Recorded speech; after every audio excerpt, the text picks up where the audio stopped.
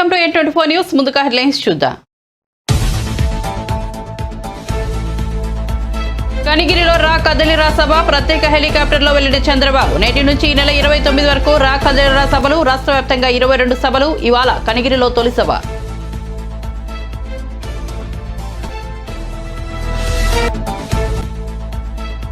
ఢిల్లీ పర్యటనలో వరుసగా కేంద్ర మంత్రులను కలుస్తున్న ముఖ్యమంత్రి. నిన్న అమిత్ షా, హర్దీప్ సింగ్ పూరి, గజేంద్రనాథ్ సింగ్ షెకావర్తల్లో సమావేశం.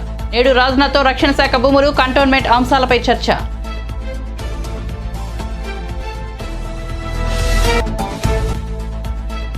న్యాయవాదులతో సమావేశమైన Pawan Kalyan. AP land titling act పై చర్చ. పట్టా పుస్తకాల్లో జగన్ ఫోటో ఎందుకన్న జనసేనాని.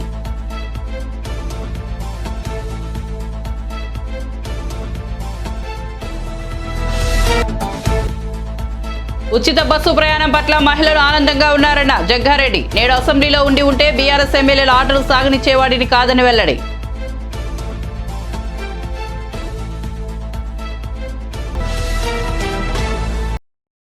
ఇక వార్త వివరాల్లోకి వెళ్తే టీడీపీ అధినేత చంద్రబాబు ఎన్నికలను దృష్టిలో ఉంచుకుని రాష్ట్రంలో ముమ్మరంగా పర్యటించనున్నారు. ఈ నేపథ్యంలోనే రా కదిలిరా పేరిట కార్యాచరణ రూపొందించారు. నేటి నుంచి ఈ నెల 29 వరకు వివిధ ప్రాంతాల్లో 22 సభలు నిర్వహించనున్నారు. కనిగిరిలో తొలి సభ జరగనుంది.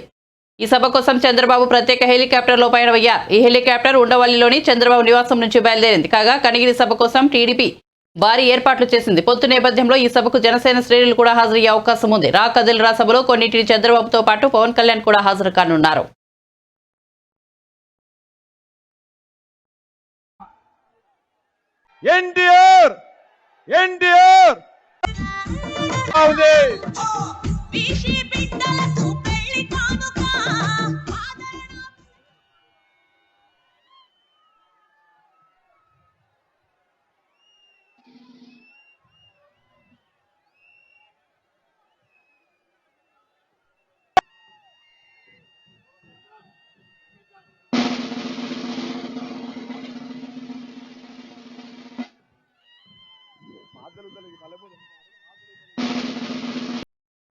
నేను ఇచ్చేవాడిని, మీరు తీసుకునేవాళ్ళు, అందరూ నాకు లోబడి ఉండాలి అనే మైండ్ సెట్ జగన్ అంటూ జనసేనాని పవన్ కళ్యాణ్ విమానాస్త్రాలు సంధించారు. పవన్ కళ్యాణ్ ఇవాళ మంగళగిరిలోని జనసేన ప్రధాన కార్యాలయంలో న్యాయవాదులతో సమావేశమయ్యారు. ఏపీ ప్రభుత్వం తీసుకొచ్చిన ల్యాండ్ టైటిలింగ్ చట్టంపై న్యాయవాదులు పవన్ కు వివరించారు. దీనిపై పవన్ ఆసక్తికర వ్యాఖ్యలు చేశారు. వారసత్వంగా వచ్చే భూమిలో జగన్ బొమ్మతో రాళ్లు ఏమిటో అర్థం కావడం లేదని అన్నారు. పట్టా పుస్తకాల్లో జగన్ ఫోటో అవసరమా? రాజ్యాంగం ప్రకారం నడుచుకునే వారిలో ఇలాంటి ఆలోచనలు ఉండవు. ఇటువంటి పనులు చేయరని పవన్ కళ్యాణ్ స్పష్టం చేశారు. ఆస్తులు దోచుకోవడాన్ని సులభతరం చేసేందుకే ఈ చట్టం తీసుకొచ్చినట్టుందని విమర్శించారు. రాష్ట్రపతి అప్పీల్ పంపించారు, స్టేట్ చట్టం కాబట్టి.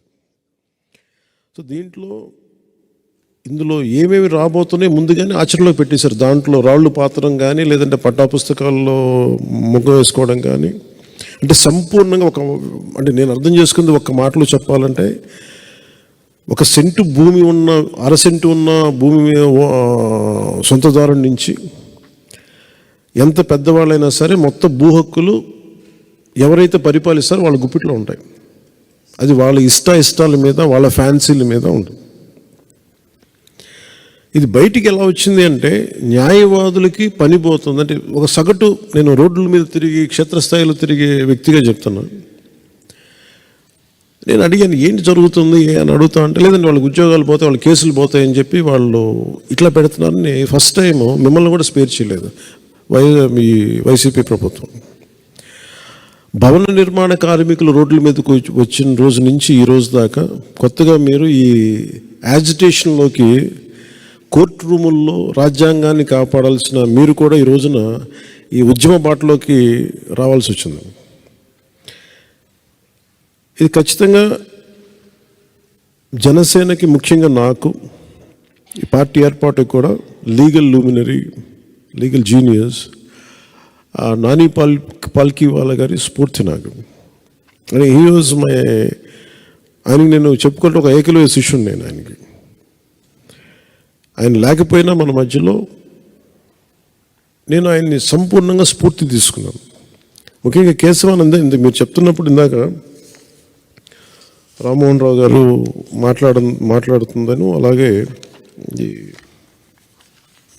రాజేశ్వరం చిగురుపాటి రవీంద్రబాబు గారు చెప్పింది మీ ఇద్దరి, అంటే మిగతా అందరూ చెప్పినప్పటికీ ప్రత్యేకించి మీ ఇద్దరు చెప్తున్న దాంట్లో ఒకడు నా భూమిలో నీ హక్కు ఏంటి? రెండు చిగురుమాడి గారు చెప్పింది ఇట్ ఈస్ యాంటీ కాన్స్టిట్యూషనల్. ఇది సో నేను అర్థం చేసుకుంది కూడా మీకు దగ్గర ఇటు కేశవానంద భారతి గారి ఒక చిన్నపాటి ఆస్తి తగ్గ ఒక మఠం తాలూకు ఆస్తి ప్రాథమిక హక్కుల ఉల్లంఘనగా ఎలా సుప్రీంకోర్టు దాకా వెళ్ళిందో ఇది కూడా మీతో మీరు ఉమామహేశ్వర గారు మీరు మీ పేరు కోటేశ్వర గారు ప్రాథమిక హక్కుల ఉల్లంఘనకి వెళ్ళిపోతుంది. ఏది తీసుకున్నా కానీ ప్రాథమిక హక్కులు రాజ్యాంగం కల్పించిన ప్రాథమిక హక్కుల ఉల్లంఘనకి దారితీస్తూ ఉంది. ఇది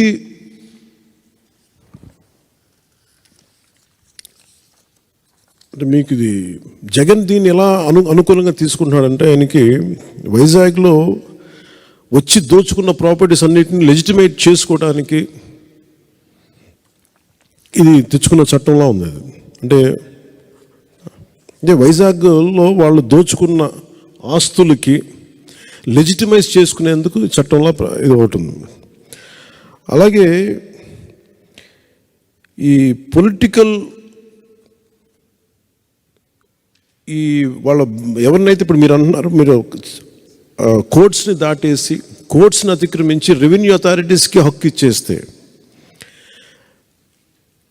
రెవెన్యూ వ్యవస్థ అంతా ఎవరైతే ప్రభుత్వాన్ని నడుపుతారో వారి చేతిలో ఉండదు. కోర్టులు ప్రభుత్వం చేతిలో ఉండవు. ఆ హక్కుని ఇటు తీసేస్తే మటుకు ఖచ్చితంగా మోర్ ఈజీ అయిపోతే ఆస్తిని దోచేయటం మరింత సులభతరం అవుతుంది. ఒకటే అనిపిస్తుంది, ఋషికొండని ఒక ఉదాహరణ చెప్తాను. ఋషికొండని రేపొద్దున అన్యాక్రాంతం దోచుకున్నాడు ఆయన. ఇందాక మీరు చెప్తున్నట్టుగా ఉమామహేశ్వర గారు మీరు చెప్తున్నట్టుగా ఏదైనా వాళ్ళు అప్లై చేసుకోవచ్చు. ఇది నాది అని రాసేసుకుంటే సరిపోద్ది, నో క్వశ్చన్స్ ఆస్క్డ్. సో ప్రతిదానికి కోర్టు అనే ఒక రక్షణ చట్టాన్ని తీసేశారు దీనివల్ల. దీన్ని నేను ప్రజలకి సగటు మనిషికి సగటు ఇంట్లో వంట చేసుకునే ఒక ఆడపడుచుకు కూడా కేవలం గృహిణికి కూడా ఇది అర్థం అయ్యేలాగా నాకు మరింత లోతుగా నేను తీసుకెళ్ళాలి. మీరు దేనికైతే పోరాటం చేస్తున్నారో దేనికైతే ఉద్యమిస్తున్నారో ఇది నేను సంపూర్ణంగా తీసుకెళ్ళాలి అంటే నాకు ఇంకొక 2-3 రోజులు వ్యవధి కావాలి. ఎందుకంటే ఇది నాకు దీని తాలూకు గ్రావిటీ దీని తాలూకు సీరియస్నెస్ నాకు అర్థమవుతుంది. అండ్ ఎందుకంటే ఒక డ్రెకోనియన్ లా వచ్చినప్పుడు చాలా సున్నితంగా ఉంటుంది, పెద్ద ఇష్యూగా అనిపించదు. అది అప్లై చేసే కొద్దీ దాని అప్లికేషన్లో దాని తాలూకు మీరు ముందే సెన్స్ చేస్తూ ఉన్నారు. అంటే మీరు చెప్తున్న ప్రతిదీ ఈ ఆంధ్రప్రదేశ్ ల్యాండ్ టైటిలింగ్ యాక్ట్ 2022 ఇది కైండ్ ఆఫ్ డ్రెకోనియన్ లా. దాని ముందే మీరు గ్రహిస్తున్నారు, ఇంకా ప్రజల అనుభవంలోకి రాలేదు ఇంకా అది. అందుకని మీరు ఉద్యమిస్తున్నారు. దీంట్లో ఇది మరింత చేరువయ్యేలాగంటే నాకు వ్యక్తిగతంగా ఇంకొంచెం నాకు అవగాహన ఇంకా అవసరం. అంటే నాకు అర్థమైంది, కానీ దీన్ని సగటు మనిషికి ఏమాత్రం లీగల్ అవగాహన లేని వ్యక్తికి చాలా సామాన్య పరిభాషలో చెప్పేది వాళ్ళ అనుభవంలోకి వచ్చేలా కావాలంటే నాకు ఇంకో కొంచెం 2 రోజులు అధ్యయనం చేయాలి నేను దీని మీద. కేంద్ర మంత్రి రాజ్నాథ్ సింగ్ తో ముఖ్యమంత్రి రేవంత్ రెడ్డి, మంత్రి ఉత్తమ్ కుమార్ రెడ్డి శుక్రవారం మధ్యాహ్నం భేటీ అయ్యారు. ఏఐసీసీ నిర్వహించిన లోక్సభ ఎన్నికల సన్నాహక భేటీలో పాల్గొనడానికి వచ్చిన రేవంత్ రెడ్డి, ఉత్తమ్ కుమార్ రెడ్డిలు 2 రోజులుగా వరుసగా కేంద్ర మంత్రులతో సమావేశమవుతున్నారు. అమిత్ షా, హర్దీప్ సింగ్ పూరి, గజేంద్రనాథ్ సింగ్ షెకావత్ తదితరులను కలిశారు. తాజాగా రక్షణ శాఖ మంత్రి రాజ్నాథ్ సింగ్ తో భేటీ అయ్యారు. తెలంగాణలోని రక్షణ శాఖ భూములు, కంటోన్మెంట్ అంశాలపై చర్చించారు.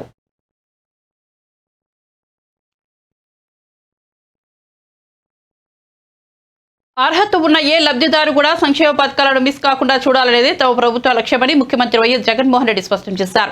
ప్రజలకు మన ప్రభుత్వం ఎప్పుడూ తోడుగా నిలబడుతుందని, అర్హత ఉండి సాంకేతిక కారణాలతో అందని వారికి పథకాన్ని వర్తింపజేయాలనే తలనొప్పుతోనే ఈ మంచి కార్యక్రమాన్ని అమలు చేస్తున్నామన్నారు. అర్హులై ఉండి ఏ కారణం చేతనైనా లబ్ధి అందని వారికి సీఎం వైఎస్ జగన్మోహన్ రెడ్డి శుక్రవారం తన క్యాంపు కార్యాలయం నుంచి బటన్ నొక్కి వారి ఖాతాల్లో జమ చేశారు. ఈ కార్యక్రమం ద్వారా 68,990 మంది అర్హులకు 97.70 కోట్లను సీఎం జగన్ జమ చేశారు. ఇలా ఏటా 2 పర్యాయాలు జనవరి, జూన్ మధ్య అందించిన సంక్షేమ పథకాలకు సంబంధించి ఏ కారణంతోనైనా మిగిలిన వారికి జూన్, జూలైలోనూ, అలాగే జూలై నుంచి డిసెంబర్ వరకు మిగిలిపోయిన వారికి డిసెంబర్, జనవరిలో సాయం అందిస్తున్న విషయం తెలిసిందే.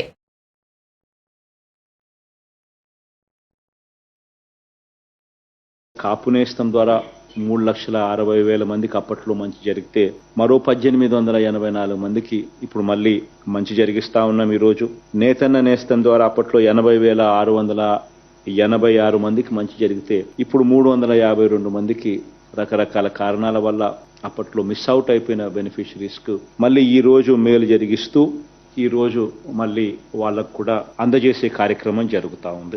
ఈ రకంగా వీళ్ళే కాకుండా కొత్తగా మరో 1,17,161 మందికి పెన్షన్లు మంజూరు చేసే కార్యక్రమం ఇది కూడా 6 నెలలకు ఒకసారి మళ్ళీ వాళ్ళందరికీ కూడా ఎవరైనా కూడా మిగిలిపోయి ఉన్న పరిస్థితిలో ఎవరైనా కూడా ఉన్న పరిస్థితుల్లో ఎవరైనా కొత్త వాళ్ళు కానీ ఎవరైనా కానీ ఉన్న వాళ్ళు ఎవరైనా కూడా అప్లికేషన్ చేసుకోవడము, అప్లికేషన్ చేసుకున్న పిమ్మట దానిని వెరిఫై చేసి వెరిఫికేషన్ ప్రాసెస్ కంప్లీట్ చేసి వాళ్ళకు మంజూరు చేయడం, ఆ మంజూరు చేసిన వాళ్ళకు ప్రతి 6 నెలలకు ఒకసారి డిస్ట్రిబ్యూషన్ వాళ్ళకు స్టార్ట్ చేసే విధంగా వాళ్ళకు కార్డులు ఇచ్చి మొదలుపెట్టే కార్యక్రమంలో భాగంగా 1,17,161 మందికి కొత్తగా పెన్షన్ల జాబితాలోకి యాడ్ చేస్తా ఉన్నాం ఈ రోజు నుంచి. అదే మాదిరిగానే మరో 1,11,321 మందికి కొత్త బియ్యం కార్డులను కూడా ఈ రోజు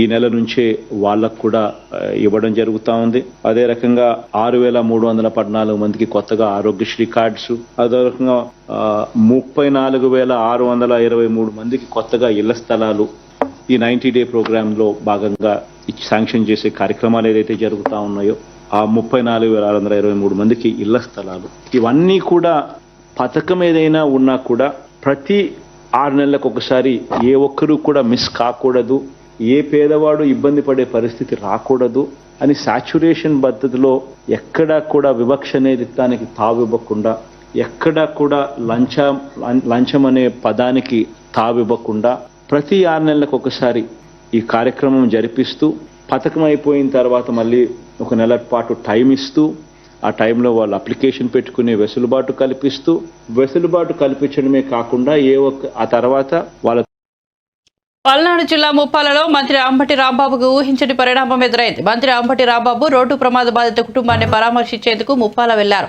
అయితే మృతుడి బంధువుల నుంచి మంత్రికి తీవ్ర నిరసన వ్యక్తమైంది. రోడ్డు ప్రమాదం జరిగింది ఎప్పుడు, మంత్రి వచ్చేది ఇప్పుడా అంటూ వారు మండిపడ్డారు.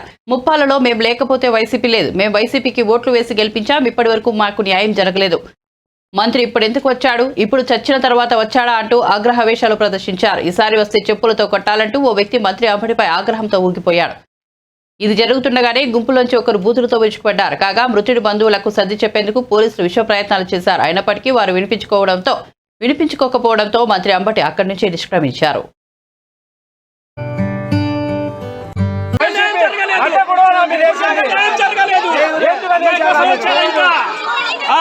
ముప్పాలలో వైసీపీ మేము లేకపోతే అన్నా మీకు తెలియదన్నా మాట్లాడాలన్నా, మేము ఓట్లేసి గెలిపించాము, ఇప్పుడు ఎందుకు వచ్చాడన్నా, లేకపోతే మా అమ్మందరూ సమ్మ కొట్టమను, ఇప్పుడు అడిగి న్యాయం జరగలేదు, దేనికి వచ్చాడు,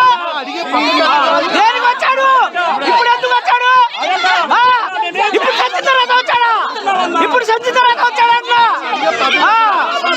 చేసుకుంటారా ఈసారి వస్తే చెప్పులతో కొట్టాలా, ఈసారి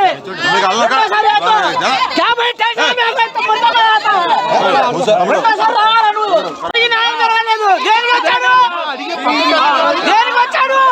ఇప్పుడు ఎందుకు వచ్చాడు, ఇప్పుడు సంచి తర్వాత వచ్చాడన్నా, చేసుకుంటారా ఈసారి వస్తే చెప్పులతో కొట్టాలా, ఈసారి చేసుకుంటారా ఈసారి వస్తే చెప్పులతో కొట్టాలా, ఈసారి హనుమకొండ జిల్లా భీమదేవరపల్లి మండలం మల్కనూరులో మంత్రి పొన్నం ప్రభాకర్ ఉదయపు నడక నిర్వహించారు. ప్రజలను పలకరించి వారి సమస్యలను అడిగి తెలుసుకున్నారు. రోడ్డు పక్కనే ఉన్న హోటల్లో టిఫిన్ చేశారు. చిన్నారులకు శాలువా కప్పి సరదాగా మాట్లాడారు.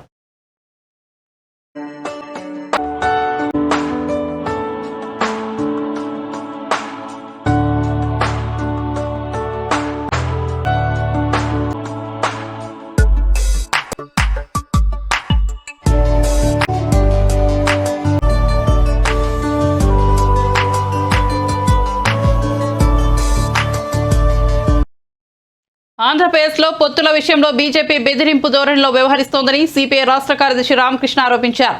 గుంటూరులోని పార్టీ కార్యాలయంలో ఆయన మీడియాతో మాట్లాడారు. రాజకీయాల్లో స్వేచ్ఛ లేకుండా పోయిందన్నారు. రాష్ట్రంలో జగన్ను ఇంటికి పంపే పార్టీలతో తాము కలిసి వెళ్తామన్నారు. మీరు బ్లాక్మెయిల్ చేస్తున్నారు. ఇక్కడ తెలుగుదేశం పార్టీని మీరు పక్కాగా బ్లాక్మెయిల్ చేస్తూ ఉన్నారు. నువ్వు ఆ అగ్రిమెంట్కి వస్తావా లేదా, మాతో చేసుకుంటావా లేదా అని నేను గ్యారంటీ చెప్తా. అంటే జగన్మోహన్ రెడ్డి అరెస్ట్ చేయలేడు కాదు, అరెస్ట్ చేయగలడు చంద్రబాబు నాయుడిని, కానీ 53 రోజులు జైల్లో పెట్టలేడు. 53 రోజుల పాటు చంద్రబాబు నాయుడిని జైల్లో పెట్టారంటే కేంద్రంలో అధికారంలో ఉన్న ప్రభుత్వం యొక్క సహకారంతోనే ఇద్దరు కలిసి మాట్లాడుకొని ఆయన్ని జైల్లో పెట్టారు. అక్రమంగా కేసులు పెట్టావు. నువ్వు ఏమాత్రం కూడా దానికి ఎవిడెన్స్ లేకుండానే 53 రోజులు జైల్లో పెట్టారంటే అది జగన్మోహన్ రెడ్డికి ఒక్కరికి చేత కాదు. జగన్మోహన్ రెడ్డి ముఖ్యమంత్రి అయ్యుండొచ్చు కానీ ఒక బెయిల్ పైన ఉండే ముఖ్యమంత్రి అతను. కాబట్టి ఏమంటే కేంద్ర ప్రభుత్వము రాష్ట్ర ప్రభుత్వము కలిసి మాట్లాడుకొని, బీజేపీ నాయకులు వైఎస్ఆర్ పార్టీ నాయకులు కలిసి మాట్లాడుకొని జైల్లో పెట్టింది కాదని ఇప్పుడు చెప్పి వాళ్ళు తెలుగుదేశంతో మేము సర్దుబాటు చేసుకుంటాం, పొత్తు పెట్టుకుంటాం, అది కూడా బెదిరింపు ధోరణితో పొత్తు ఎందుకు మాట్లాడలే, మా అధిష్టానంతో మాట్లాడతారా లేదా మీరు అని బెదిరింపు ధోరణితో మాట్లాడుతూ ఉన్నారంటే అసలు రాజకీయాల్లో అంటే ఫ్రీడమ్ ఉందా లేదా అని నేను అడుగుతా ఉన్నా. వాళ్ళు ఏమంటారో వాళ్ళు పవన్ కళ్యాణ్ మాట్లాడేది మీరు మాట్లాడరా అని అంటున్నారంటే ఏమి, మీరు వచ్చి మా దగ్గర సాగిలపడండి అని చెప్తా అన్నారు. కాబట్టి ఏమంటే ఇవాళ రాజకీయాలు అంతకంతకు దిగజారిపోతూ ఉన్నాయి. ఆత్మగౌరవానికి ఇది పరీక్ష. తెలుగు ప్రజల ఆత్మగౌరవాన్ని పరిరక్షించడానికి పెట్టిన Telugu Desam party N T Rama Rao party, అలాంటి పార్టీని ఇవాళ బ్లాక్మెయిల్ చేసి చంద్రబాబు నాయుడు జైల్లో పెట్టి తర్వాత సుప్రీంకోర్టులో కేసు పైన జడ్జిమెంట్ రాకుండా దాన్ని ఆపి, క్లియర్గా తెలుసు 17A పైన జడ్జిమెంట్ వస్తే చంద్రబాబు నాయుడు ఫ్రీ బర్డ్గా తిరగొచ్చు ఆయన. కాబట్టి ఏమి జడ్జిమెంట్ ఎక్కడైనా జరిగిందా అని నేను అడుగుతా ఉన్నా. నీకు ఆర్గ్యుమెంట్స్ అయిపోయి 75 డేస్ అయిన తర్వాత కూడా ఎందుకు జడ్జిమెంట్ ఇవ్వకుండా ఆపుతా ఉన్నారు? సుప్రీంకోర్టులో జగన్మోహన్ రెడ్డి ఆపగలడా? జగన్మోహన్ రెడ్డికి చేత కాదు. బీజేపీ వాళ్ళే చేస్తూ ఉన్నారు ఇవన్నీ, మళ్ళీ ఇక్కడ ఆటకు మారుతూ ఉన్నారు. కాబట్టి ఏమంటే దీన్ని రాష్ట్ర ప్రజలు గమనించాలి. పవన్ కళ్యాణ్ ముఖ్యమంత్రి కావాలని అభిమానులు ఇంతకుముందు అన్నారు, కానీ ఇప్పుడు అట్లా చెప్పలే కదా. ఆయన తెలుగుదేశం పార్టీతో సర్దుబాటు చేసుకుంటాను, మనకున్న సీట్లను బట్టి మనం మాట్లాడాలి, మనకున్న బలాన్ని బట్టి మాట్లాడాలని అతను ఇప్పుడు ప్రాక్టికల్గా ఆలోచిస్తా అన్నాడు. దాన్నే మనం ఇప్పుడు తప్పుపట్టేకి లేదు. ఆయన ముఖ్యమంత్రి కానీ ఏం అనడంలే, ఈవెన్ మంత్రి అని కూడా అనలే. మా పార్టీ మొన్న మా సమావేశాల్లో మొన్న చర్చించాము. మా పార్టీ నారాయణ గారు కూడా హాజరయ్యారు. ఇవాళ రాష్ట్ర వ్యాప్తంగా ఈరోజు మేము ఫస్ట్ కూడా స్పష్టమైన అభిప్రాయంతో చెప్తా ఉన్నాము. కేంద్రంలో నరేంద్ర మోడీ ప్రభుత్వాన్ని గద్దె దించాలి. రాష్ట్రంలో ఈ నియంత అహంకారి దురహంకారి ఈ జగన్మోహన్ రెడ్డిని ఇడుపులపాయకు పంపాలి. మా అజెండా అది. ఈ అజెండా కలిసి వచ్చే పార్టీలందరితో కూడా ఒక్కొక్కరితో మాట్లాడుతూ ఉన్నాము. అందరితో మాట్లాడిన తర్వాత ఒక శుభముహూర్తంలో మేము స్పష్టమైన ప్రకటన చేస్తాము. ఉచిత బస్సు ప్రయాణంపై మహిళలు ఆనందంగా ఉన్నారని కాంగ్రెస్ సీనియర్ నేత జగ్గారెడ్డి అన్నారు. మహిళలు బస్సుల్లో ప్రయాణించడం లేదని బీఆర్ఎస్ నేతలు అంటుండడాన్ని ఆయన ఖండించారు. ఇప్పటి వరకు 6.5 కోట్ల మంది మహిళలు ఉచితంగా బస్సుల్లో ప్రయాణించారని తెలిపారు. ఇక అసెంబ్లీలో మాజీ మంత్రులు కేటీఆర్, హరీష్ రావులు రెచ్చిపోయి మాట్లాడుతున్నారని ఆయన విమర్శించారు. తాను కనుక అసెంబ్లీలో ఉంటే బీఆర్ఎస్ ఎమ్మెల్యేలు ఆటలు సాగనిచ్చేవాడిని కాదన్నారు. రేవంత్ రెడ్డి ముఖ్యమంత్రి కాగానే అసెంబ్లీ సమావేశాలు నిర్వహించారని, కానీ బీఆర్ఎస్ నేతలు ఎప్పుడైనా అసెంబ్లీ సమావేశాలు నిర్వహించారా అని ప్రశ్నించారు. శాసనసభ్యులు కానివ్వండి, ఓడిపోయినా అక్కడ పోటీ చేసిన మా నాయకులు కానివ్వండి, గతంలో మా ఆల్ ఇండియా ప్రెసిడెంట్ హామీ పథకాన్ని అమలు చేయడము 24 గంటల్లోనే సీఎం రేవంత్ రెడ్డి గారు ప్రారంభించడం కూడా జరిగింది. వారు ప్రారంభించారు. నేను ఆ రోజు నేనే కాదు, సీఎం రేవంత్ రెడ్డి గారు, మా డిప్యూటీ సీఎం, క్యాబినెట్లు, మా సీనియర్ లీడర్ అందరూ కూడా మేమందరం కూడా బస్సులో ఎక్కినాం. ఆ రోజు ముఖ్యమంత్రి రేవంత్ రెడ్డి గారు లాంచింగ్ చేసిన తర్వాత నేను చాలా ప్రాక్టికల్గా చూసిన ఆ రోజు బస్సులో ఆ ఉచిత ప్రయాణ మహిళలందరూ కూడా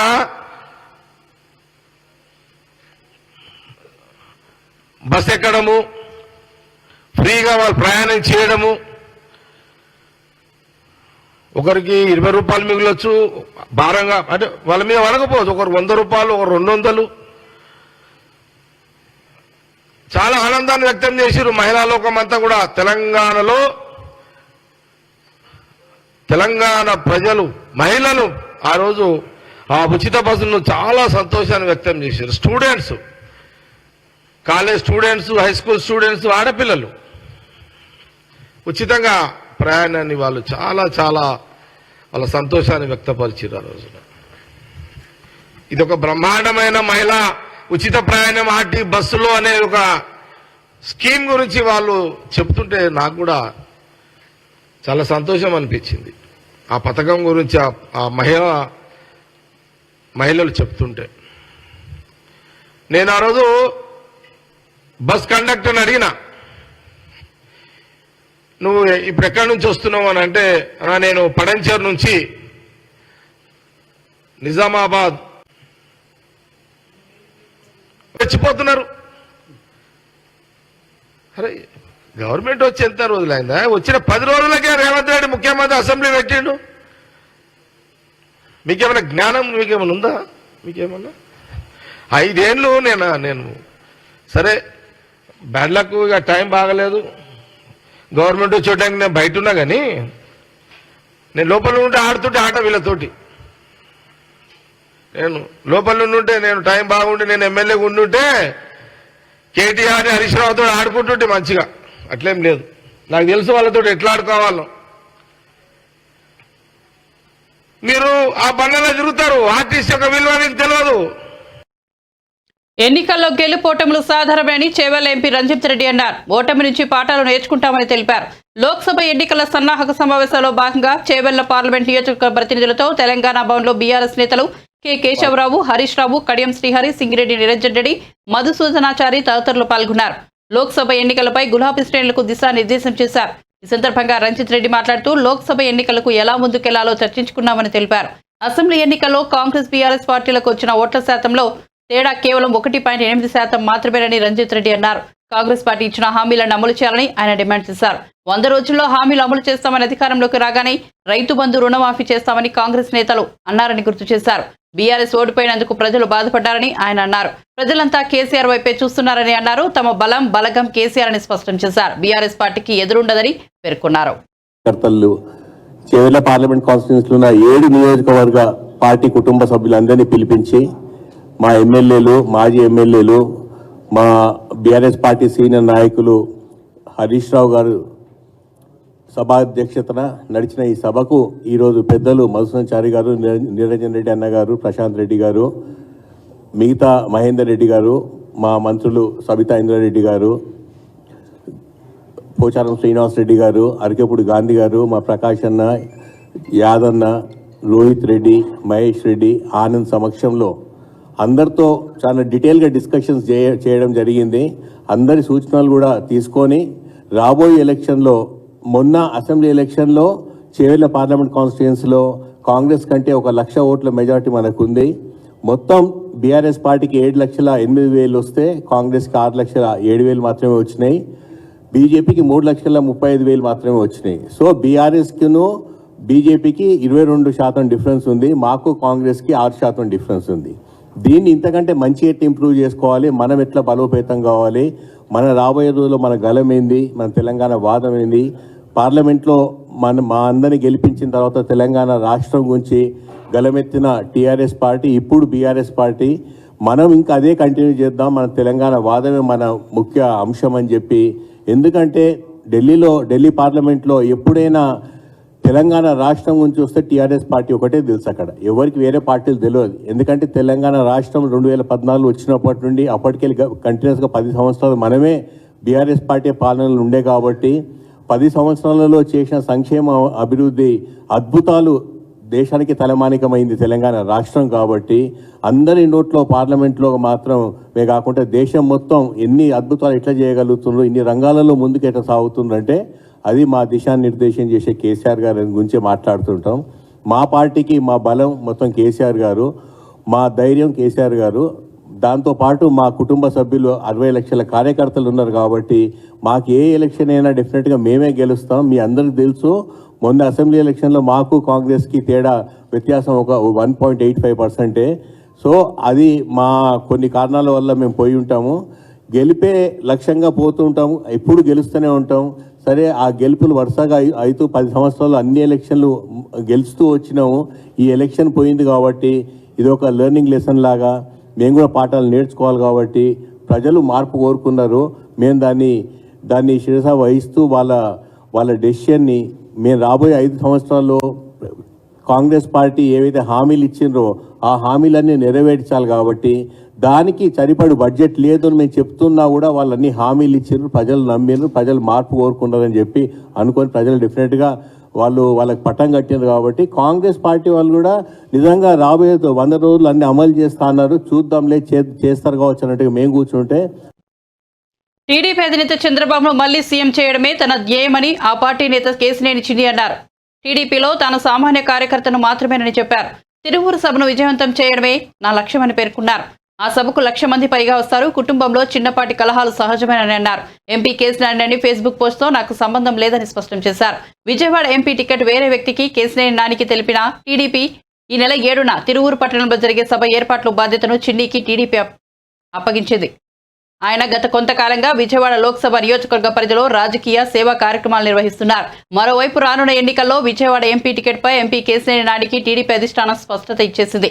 ఎంపీ టికెట్ను ఈసారి వేరే వారికి ఇవ్వాలని నిర్ణయించినట్లు ఆయనకు తెలిపింది. ఈ విషయాన్ని కేశినేని నాని ఫేస్బుక్ పోస్ట్ ద్వారా వెల్లడించారు. అధినేత ఆదేశాలను శిరసా వహిస్తానని వెల్లడించారు. నేను కార్యకర్తగా తిరువూరు ప్రాంతంలో ఎన్నో సేవా కార్యక్రమాలు చేశాను. ఈ సేవా కార్యక్రమాల్లో ప్రజలకి నాయకులకి చేరువయ్యాను. ఈ సేవా కార్యక్రమాల్లో వెళ్ళటం వల్ల ఈ సభకి నా వృతాభక్తిగా వెళ్ళి తిరువూరులో నేను కూడా ఒక చంద్రబాబు గారి సభలో నేను కూడా కృషి చేద్దాం వృతాభక్తిగానే వెళ్ళిన దాంట్లో జరిగిన విషయాలు దురదృష్టకరమని మొన్నే మీడియా ముందు చెప్పాను. అటువంటి సంఘటనలు మళ్ళీ పునరావృతం పార్టీ నుంచి అని చెప్పాము. వేరే పార్టీల్లో ఎమ్మెల్యేలు ఎమ్మెల్సీలు ఖాళీ అయ్యి పార్టీలే ఖాళీ అయ్యే పరిస్థితికి వచ్చింది. అటువంటి వాటిని చూసుకోవాలి కానీ ఇటువంటి చిన్న చిన్న సంఘటనలు మనం దీని గురించి ఎక్కువ మాట్లాడుకుంటే కూడా బాగుండదని నేను అనుకుంటున్నాను. 36 మంది మీద కేసు కూడా నమోదు అయింది. మీ అనుచరులు కూడా ఉన్నారు కొంతమంది. ఎవరమైనా తెలుగుదేశం పార్టీ అనుచరులే. 35 మంది మీద కేసు జరిగింది. అది దురదృష్టకరమైన సంఘటన. ముందు మేము అందరం 35 మంది బయటికి రావాలి, తెలుగుదేశం చంద్రబాబు నాయుడు గారి సభకి అటెండ్ అవ్వాలని కోరుకుంటున్నాం. అందరం ఒకటే గ్రూప్, అది కూడా చంద్రబాబు నాయుడు గారి గ్రూపే. తెలుగుదేశం పార్టీలో వేరేది ఉండటానికే లేదు, ఉండదు కూడా. కాబట్టి మేము అందరం.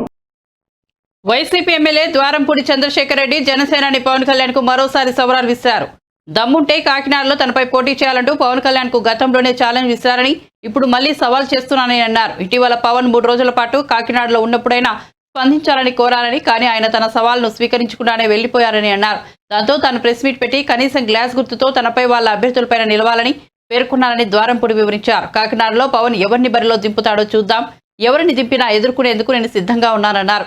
కాకినాడలో గాజు గ్లాస్ గుర్తుతో జనసేన అభ్యర్థి పోటీ చేస్తారని భావిస్తున్నాను. గాజు గుర్తుతో అభ్యర్థిని బరిలో దింపకపోతే పవన్ కళ్యాణ్ గతంలో నాపై చేసిన వ్యాఖ్యలు వెనక్కి తీసుకున్నట్లే లెక్క అని ద్వారంపూడి స్పష్టం చేశారు. మీ పార్టీ వాళ్ళందరూ కూడా తెలుసుకో, నేను ప్రజల్లోకి ఎంత ధైర్యంగా వెళ్తున్నామంటే పనులు చేసాం కాబట్టి వెళ్తాను. ఎప్పుడన్నా ఇలా తిరిగావా? ఇంటింటికి తిరగగలిగావా? ఈరోజు ధైర్యంగా ఇంటింటికి తిరుగుతున్నామంటే పనులు చేసాం కాబట్టి తిరుగుతున్నాం అని సందర్భంగా కొండబాబు తెలియజేసుకుంటాను. మున్సిపాలిటీ సిస్టమ్ ఏంటో తెలుసా? చంద్రబాబు నాయుడు వచ్చినప్పుడు నేను తరలించామంటున్నారు. చంద్రబాబు నాయుడు వచ్చినప్పుడు జన్మభూమి వారోత్సవాలను జరిగి తెలుసా మీకు? చిన్నపిల్లలు అంటారు అప్పుడు మీరు ఎక్కడితో ఉంటారు నా ఉద్దేశం. జన్మభూమి వారోత్సవాలను జరిగినప్పుడు చిన్న చిన్న పిల్లల్ని, స్కూల్ పిల్లల్ని ఎండలో పెట్టి మానవహారాలు తయారు చేయించేవాడు చంద్రబాబు నాయుడు. కళ్ళు తిరిగి పడిపోయిన పిల్లలు కూడా ఉన్నారు. ఆ రోజు మేమేదో నేను స్కూల్కి సెలవు ఇచ్చాం అని నేనేదో విమర్శించాడు. అవసరం అయితే తీసుకుంటాం, సెలవిస్తాం. ఆ సెలవుని ఆదివారం పెట్టి కంటిన్యూ చేసుకుంటారు. స్కూల్ వాళ్ళు ఏమి కోర్సు ఏమి నష్టపోరు పిల్లలేమి. మేము చంద్రబాబు నాయుడులాగా జన్మభూమి హారాలు పెట్టి, మానవ హారాలు పెట్టి ఎండల్లో పిల్లలు మేము బాధపెట్టలేదు, చేయలేదు సార్. పెన్షన్లకి ఇంటికి పంపిస్తున్నాం ముసలి వాళ్ళకి. అదే తప్పితే చంద్రబాబు నాయుడు లైన్లో పెట్టి పెన్షనర్లని మేము బాధ పెట్టలేదు. ఓకే, ఏదైనా ఇందాక పవన్ కళ్యాణ్ అడిగారు, ఎవరు వచ్చినా రెడీగా ఉన్నాను. సో నేను ఒకటే చెప్తున్నా, కాకినాడ పట్టణంలో గాజు గ్లాస్ ఉంటుందని నేను భావిస్తున్నాను. గాజు గ్లాస్ అన్నది లేకపోతే పవన్ కళ్యాణ్ నా మీద చేసిన విమర్శల్ని అతన్ని వెనక్కి తీసుకున్నట్టు లెక్క అని చెప్తున్నాను ఈ సందర్భంగా. బులెటిన్ ముగించే ముందు హెడ్లైన్స్ మరోసారి చూద్దాం.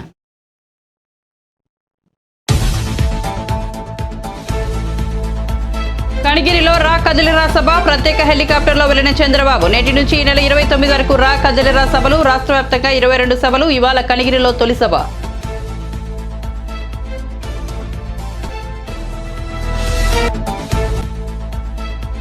ఢిల్లీ పర్యటనలో వరుసగా కేంద్ర మంత్రులను కలుస్తున్న ముఖ్యమంత్రి. నిన్న అమిత్ షా, హర్దీప్ సింగ్ పూరి, గజేంద్ర సింగ్ షెకావత్లతో సమావేశం. నేడు రాజ్నాథ్తో రక్షణ శాఖ భూములు, కంటోన్మెంట్ అంశాలపై చర్చ.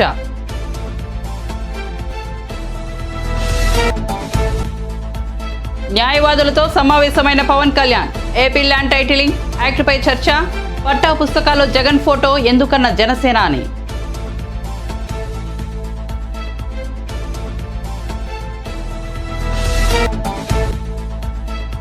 ఉచిత బస్సు ప్రయాణం పట్ల మహిళలు ఆనందంగా ఉన్నారన్న జగ్గారెడ్డి. నేను అసెంబ్లీ ఉంటే బీఆర్ఎస్ ఎమ్మెల్యేల ఆటలు సాగనిచ్చేవాడిని కాదని వెల్లడి.